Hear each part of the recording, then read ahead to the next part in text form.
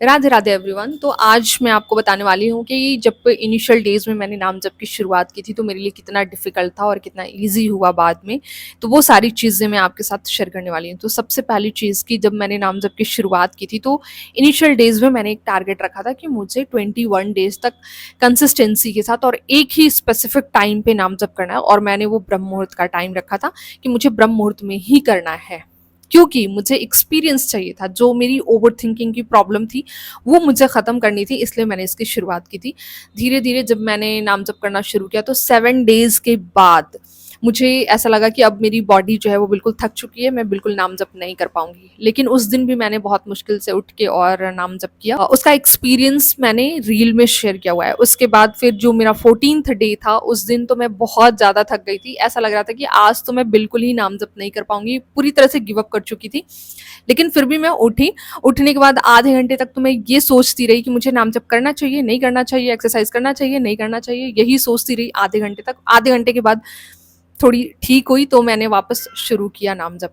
ऐसे करके मेरा 14th डेज तक निकल गया। और फिर आया 19th डे, जिस दिन मैं उससे भी ज़्यादा थक गई थी और मैं ऐसी थी कि अब मुझे नाम जप नहीं करना है, आज मैं स्किप कर देती हूँ। लेकिन मैंने उस दिन भी बहुत मुश्किल से नाम जप किया। और फिर जो लास्ट था 21 डेज का, जो मेरा चैलेंज था 21 डे, वो मेरा इतना अच्छा था कि मुझे इतनी खुशी हुई कि पहली बार मैंने लाइफ में कुछ ऐसा काम किया है जो कंसिस्टेंसी के साथ इतने दिनों तक मैंने किया और फिर 21 डेज तक कर लिया। फिर मैंने चैलेंज को बढ़ाया और मैंने 30 डेज कर दिया कि मुझे 30 डेज तक करना है। लेकिन बीच में एक प्रॉब्लम आ गई थी मेरी, एक पर्सनल प्रॉब्लम थी जिसकी वजह से एक दिन मैंने स्किप किया था।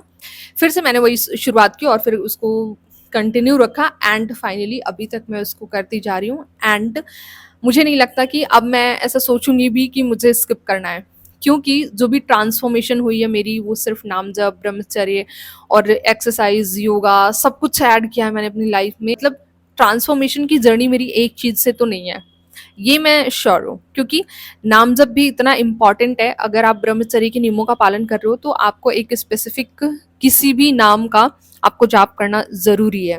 ब्रह्म मुहूर्त में उठना बहुत ज़रूरी है। तो वो सारी चीज़ें मैं करती गई और फिर जो ट्रांसफॉर्मेशन हुआ वो अनबिलीवेबल था।